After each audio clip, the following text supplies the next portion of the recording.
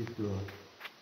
Nah, di dalam otak ini ada perangkatnya, ada 3 perangkat loh. Ada akal, ada pikir, ada zikir, atau ingatan atau memori lah. Bahasa itu akal, pikir, dan memori di situ. Nah, yang menguasai ini di dalam otak ini yang banyak menguasai mana? Akal, pikir, atau memori? Akal, pikir. Nah, yang banyak menguasai kita adalah pikiran. Pikir ya. Pikiran kita penyakit juga berasal dari pikiran. Segala sesuatu itu berasal dari pikiran itu yang menimbulkan. Nah, berpikir ini terbagi 3. Mohon maaf nih kalau nggak lebih baik saya dibantai. Kalau dalam artian lebih baik kalau nggak paham ini salah kalau bisa ngomong gitu. Ini hidup kita ini ada 3 loh. Masa lalu, masa kini, masa yang akan datang. Terbagi 3 itu. Nah, kalau kita berpikir masa lalu, kita akan nggak ada semangat. Nggak bakal ada semangat. Saya mau orang gini. Jadi nggak ada semangat. Kalau kita berpikir masa depan, kita akan pusing. Loh, kita belum ada nyampe. Ada jaminan nggak untuk besok kita bisa hidup? Iya. Siapa yang menjamin untuk bisa? Jangan untuk besok. Siapa ada yang jaminan nggak bahwa kita hidup? Nggak ada. Maka hidup ini adalah saat ini di sini. Nikmati dan syukuri. Jadi hidup ini adalah saat ini di sini. Bukan yang tadi saya katakan ya saat ini udah berlalu, udah masa lalu. Saya mengatakan saat ini di sini bukan yang tadi, yang saat ini di sini. Udah berapa kali ya saat ini. Terus pergerakan ini nggak bakal bisa balik lagi loh. Yang ini nggak bakal bisa balik lagi, yang itu belum tentu nyampe. Ini yang jadi pusing itu kan itu.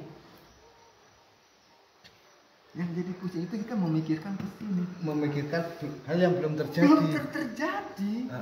Maka kalian punya prinsip. Ya kalau orang memahami saat ini di sini akan tersenyum loh, akan ketawa semua. Apa sih yang kita bebankan? Nah makanya cuma jalani amanah saat ini di sini. Gitu loh Pak maksudnya. Begini Mas Denny, kalau mengatakan amanah itu bagi kita dari jamaah kita orang lain belum tentu memahami. Nah yang harus kita pikirkan orang tuh yang mau diajak itu jangan ini ya kesalahan teman-teman maaf Pak Denny. Kadang-kadang ini teman-teman itu si ini harus mengikuti saya loh. Itu yang itu yang jadi pembimbing itu biasanya tadi katakan egonya tinggi. Ibaratnya begini nih. Saya pembimbing. Kecepatan saya naik motor 80. Jenengan 40. Jenengan harus ngejar saya bisa nggak? 80 kecepatan 80? Nggak bisa. Bisa, cuma pontang panting.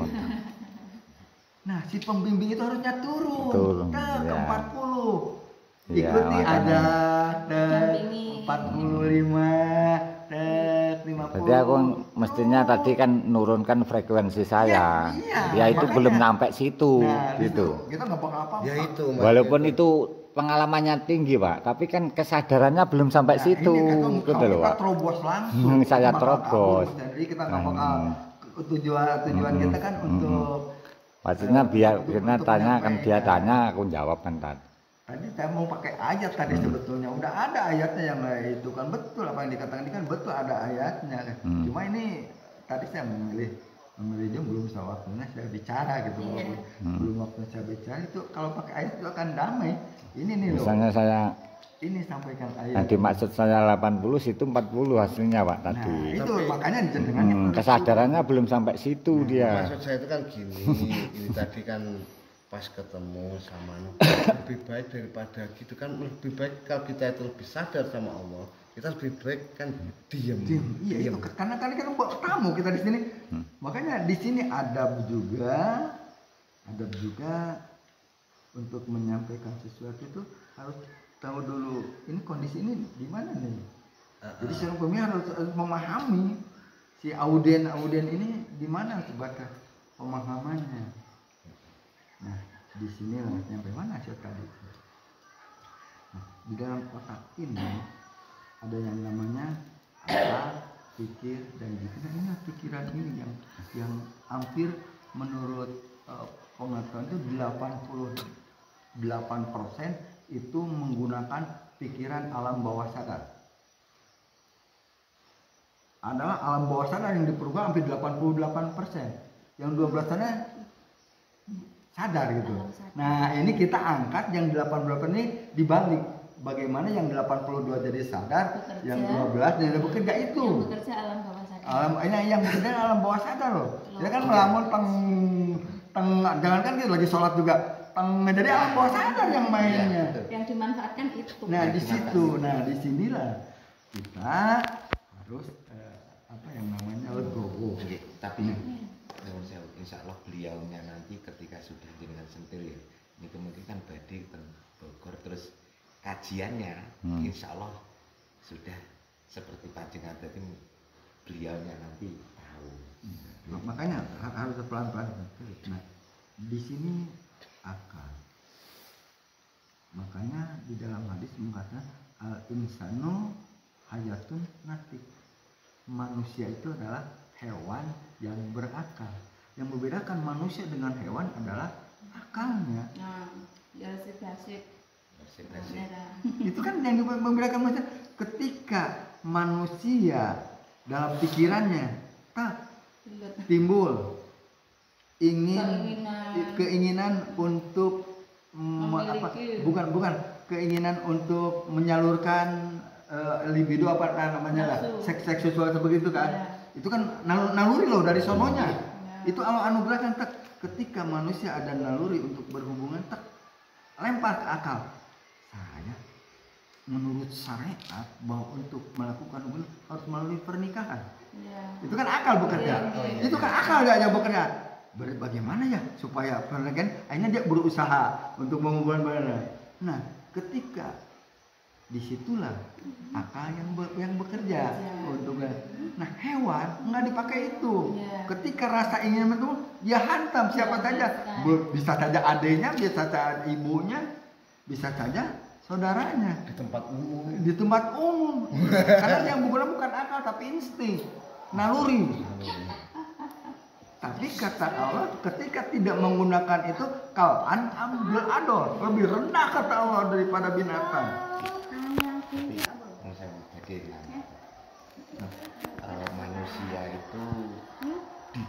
Manusia itu kan sempurna. Betul. Itu kalau dilihat itu dari yang cacat sempurna itu dari fisik atau dari akhlak. Saya nggak bisa mengatakan harus pakai keterangan biar ini bukan bahasa saya yo. Kalau bahasa saya silakan dihantam atau jangan diprotes. Ini kata Rasulullah. Ana buistu diutamima makarimal akhlak. Saya diutus untuk menyempurnakan akhlak. Jadi manusia bukan karena matanya buta, tapi akhlaknya di sini. Ini tadi kan nyambung dari ayat yang ketika akhlak kita memang tidak bisa berubah berarti lebih baik hewan kan ya, gitu kan. Iya, kata Allah kalau amal lebih rendah. Lebih rendah. Nah, disinilah saya akan panggil guru saya dulu ya. Ada Quran terjemahan. Harus ada itu harus lewat itu loh. Aku batal. Kulo ngapunten. Kulo niku ketika sekarang nggih, ketika ya Allah aku iki minta pegangan. Sampean, Mbak. Bener. Aku halangan lu. Enggak apa-apa. Tapi kulo pegangan enggak. Coba enggak apa-apa. Bismillah. Nah, kita harus paham dulu. Nggih. Harus paham dulu apa itu Al-Qur'an. Iya. Karena begini loh. Hidup ini adalah suatu perjalanan. Hidup ini adalah perjalanan. Nah, perjalanan ini tentunya harus ada yang namanya jalan. Perjalanan itu harus ada jalan. Kalau perjalanan berarti mesti ada jalan dong. Nah, jalan itu yang disebut adalah spiritual atau agama. Itu jalan. Harus ada petunjuknya loh. Nggak bakal kita nyampe ke tujuan kalau nggak ada petunjuknya. Nah, di situ ada pembimbing jalan. Nah, pembimbing jalannya silakan jenengan siapa yang menurut. Nah, maka akan saya dulu petunjuk ini nih. Akan saya kupas dulu tentang petunjuk ini. Tadi jalannya udah jelas bahwa jalan kita adalah agama atau spiritual. Saya yakin di sini semua muslim kan. Nah, makanya kita buka Al-Quran. Kalau ada yang Injil saya buka Injil juga. Karena di sini muslim Jombang, maka saya buka ini aja. Coba dibuka surat 45 ayat 20. Jangan direkam lah.